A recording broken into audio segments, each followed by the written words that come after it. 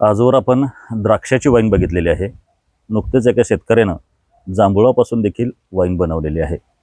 पन्हाळा तालुक्यातील कोडोली इथल्या महेश देशमुख सरकार या शेतकऱ्यांनी एक अभिनव उपक्रम करत आता चक्क बिटापासून वाईन बनवलेली आहे.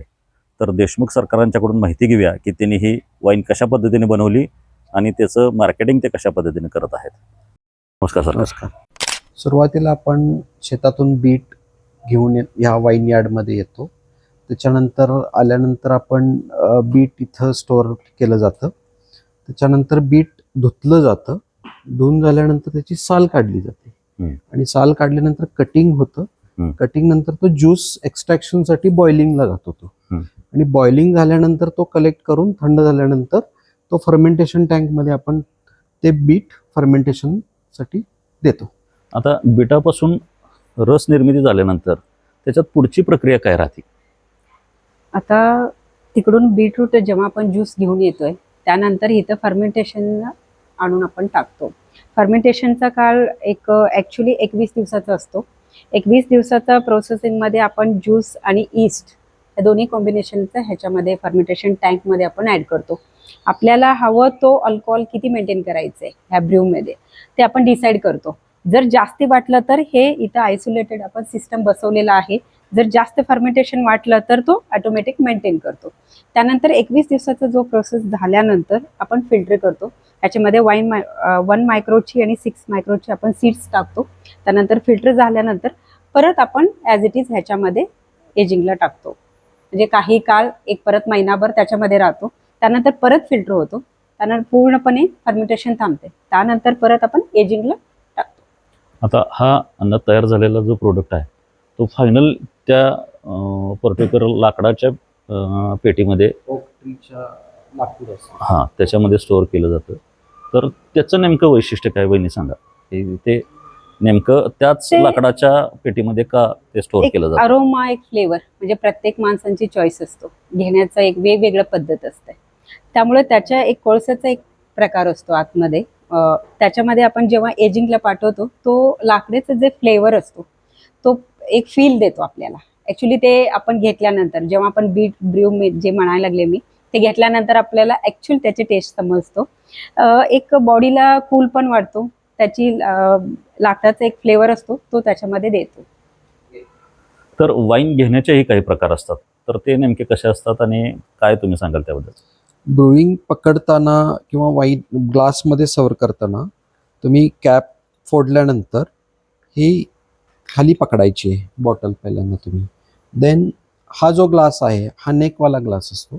तर याच्यामध्ये ज्यावेळी आपण ओततो त्यावेळी तुम्हाला अशा पद्धतीनं ओतायची.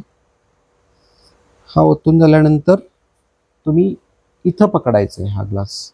की याचं कारण काय की आपलं बॉडी टेम्परेचर त्या वाईनला गरम करते आणि गरम झाल्यानंतर त्याची थोडीशी टेस्ट बदलू शकते.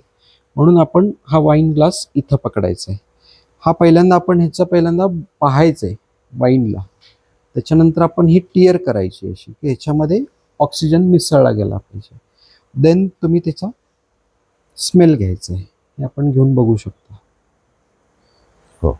आणि मग तुम्ही घेत असताना सिप सिप कंझ्युम. शेतीमध्ये नेहमी तुम्ही अभिनव उपक्रम राबवताय. आम्ही तुमचे उपक्रम बघितलेले पण आहेत. मग या बीटपासून बाय प्रोडक्ट बनवण्याची कल्पना तुम्हाला कशी काय सुचली? सुरुवातीला आम्ही पारंपरिक व्यवसाय हा शेतीच करायचो. तर शेतीमध्ये आम्ही टोमॅटोची लागवड केली होती. तर टोमॅटोची लागवड केली. आम्ही तो मार्केटला घेऊन गेलो. मार्केटमध्ये प्रति 2 रुपये किलोनं मी टोमॅटो दिला आणि शेतकऱ्यानं व्यापाऱ्यानं पुढं तो 4 रुपये किलोनं विकला. इथंच लक्षात आलं की आपण शेती करून किंवा उत्पादन करून ह्याचा काही एक फायदा आपल्या शेतकऱ्याला होत नाही आहे. म्हणून आम्ही तिथून आल्यानंतर की टोमॅटोवरती प्रोसेस करायला प्रयत्न केला की तो आम्ही त्याचा सॉस बनवला, केचप बनवला आणि तो मार्केटला पण घेऊन गेलो. पण मार्केटची व्हॅल्यू आणि आम्ही बनवलेला व्हॅल्यू याच्यामध्ये जमीन आसमानचा फरक होता.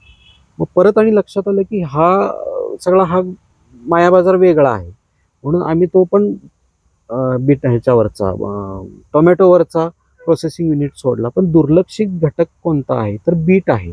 मग बीटाचे बेनिफिट्स काय राहतील शेतकऱ्याला किंवा आपल्या मानवी शरीराला काय त्याचे उपयोग आहेत आणि तो कोणी लोक खूपसं खात नाही आहेत आणि हा कंझ्युम व्हावा आणि त्याचे हे लक्षात घेता आम्ही मग बिटावरती प्रोसेस करायचा विचार केला. मग सुरुवातीला आपण त्याचा जॅम बनवला, कॅन्डी बनवली, पापड बनवला आणि मग नंतर आपण ह्या ब्रुईंग कंपनीपर्यंत पोहोचलेलो. आता ज्या वेळेला तुम्ही बीटपासून वाईन बनवण्याचा निर्णय घेतला, तर तो निर्णय तुम्ही अस्तित्वात आणण्यापर्यंत तुम्हाला कशा पद्धतीनं संघर्ष करावा लागला आणि त्यासाठी तुम्ही काय काय केलं? सुरुवातीला बिटापासून ब्रुईंग होणं ही संकल्पना मुळात एक्साईजच्या नियमामध्ये नव्हती. ती आपण त्याच्यामध्ये अधिनियम चेंज करून तो पहिला सहभागी करून घेतला. मग आपण कोल्हापूर डिपार्टमेंट एक्साईजशी संपर्क साधून त्याच्यामध्ये लागणारी कागदोपत्री जी काही पद्धती आहे, प्रोसेस आहे, ही सगळी पूर्ण केलेली आहे. आता बीट शेतकऱ्यांपासून घेतल्यानंतर त्याच्यावर जी प्रक्रिया केली जाते, याचा अभ्यास तुम्ही कसा केला? बीट शेतकऱ्याकडून येतं आणि हे तुम्हाला मगाशी म्हणलं त्या पद्धतीने की पहिला आपण एक्झिस्टिंग बिझनेस आपला बीट प्रोसेसिंग आहेच.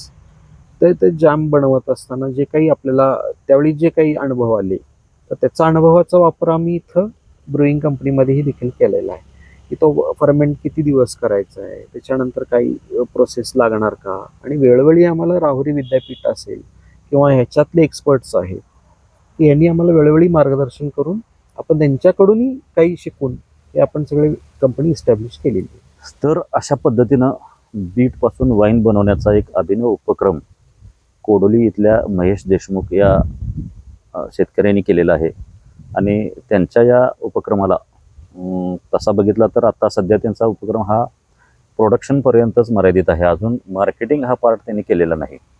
तर हा उपक्रम भारत देशामधला पहिला उपक्रम असून हा अभिनव उपक्रम करण्याचं धाडस महेश देशमुख सरकार यांनी केलेलं आहे.